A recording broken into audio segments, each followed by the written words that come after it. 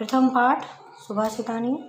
बच्चों, आपको दो अर्थ हमने बता दिए थे, दोनों श्लोकों के अर्थ। अब तीसरा है लुब्धस्य नश्यति यस्य पिशुनस्य मैत्री नष्टक्रियस्य। कुल अर्थ परस्य धर्म विद्याफलम वैशनना कृपणस्य सौख्यम राज्य धर्मद सचिवस्य नराधिपतिस्य। इसका होता है अर्थ लुब्धस्य माने लोभी, जो लोभी व्यक्ति होते हैं उनका यश नष्ट हो जाता है, और पिशुनस्य जो चुगलखोर होते हैं उनकी मित्रता। नष्ट क्रियस्य जिसके कर्म नष्ट माने नष्ट हो गए हों, ऐसे व्यक्ति का कुल नष्ट हो जाता है।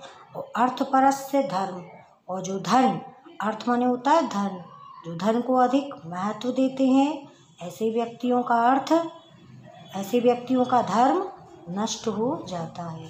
विद्याफलम व्यसना माने होता है जो बुरे कार्य करते हैं, ऐसे व्यक्तियों को उनकी विद्या का फल प्राप्त नहीं होता है। कृपणस माने कंजूस, और जो कंजूस होते हैं उनको सौख्यम माने होता है सुख प्राप्त नहीं होता है।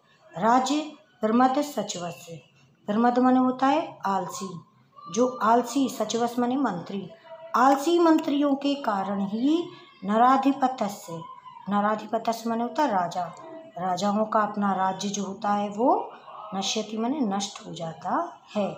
इसमें ये बताया है कि जो लोभी होते हैं, लुब्धस्य लालच करते हैं, उनका यश, पिशुनस्य जो चुगलखोर होते हैं, चुगली करते, उनकी मित्रता, और नष्ट क्रियस्य जिनके कर्म नष्ट हो गए हों, उनका कुल परिवार, और अर्थ परस्य जो अर्थ माने धन को अधिक महत्व देते, उनका धर्म, और व्यसना जो बुरे कार्य करते हैं उनको अपनी विद्या का फल नहीं मिलता।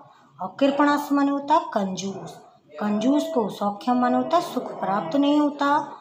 और प्रमद सचिवस्य जो आलसी सचिवस्य मंत्री होते हैं, उनके कारण, आलसी मंत्रियों के कारण ही नराधिपत्य से राजा का जो राज्य होता है वो नष्ट हो जाता है। अब आपका अगला देखेंगे अनुवाद 4 श्लोक। पीत्वाम रसम तु कटुकम मधुरम समानम माधुरेव जनेत मधुमक्षी कासौ संत तथैव समसज दुर्जनानाम छुत्वा वचः मधुर सूक्त रस सृजयन्ति। इसका अर्थ ये होता है इसमें जनेत मधुमक्षिकासु, जो मधुमक्खी होती है, मधुर मक्षिकासु माने मधुमक्खी जो होती है वो कटुकम, चाहे वो कड़वा रस पीतवा, चाहे वो कड़वे रस को पिए, या मधुरम समान, या वो मीठे रस, चाहे वो कड़वे रस को पिए या वो मीठे रस को पिए, दोनों ही रूपों में वह माधुर्यम मधुरता को ही जनित उत्पन्न करती है, अर्थात मधुर रस को ही उत्पन्न करती है। जो मधुमक्खी होती है वो चाहे कड़वा रस ले या मीठा रस, समान रूप से इन दोनों रसों को पीकर वह मधुरम यानी मीठे ही रस को जनिते मन होता है उत्पन्न करती है। तथैव वैसे ही संत सज्जन जो पुरुष होते हैं, संत साधु सज्जन, वे क्या होते हैं समान रूप से सज्जन दुर्जनानाम, सज्जनों का अच्छे लोगों से, दुर्जनानाम या बुरे लोग होते हैं, उन दोनों के वचा माने वचनों को, छुत्वा माने सुनकर, मधुर सूक्ति रसम मीठी रस का ही, सृजयंती माने निर्माण करते हैं।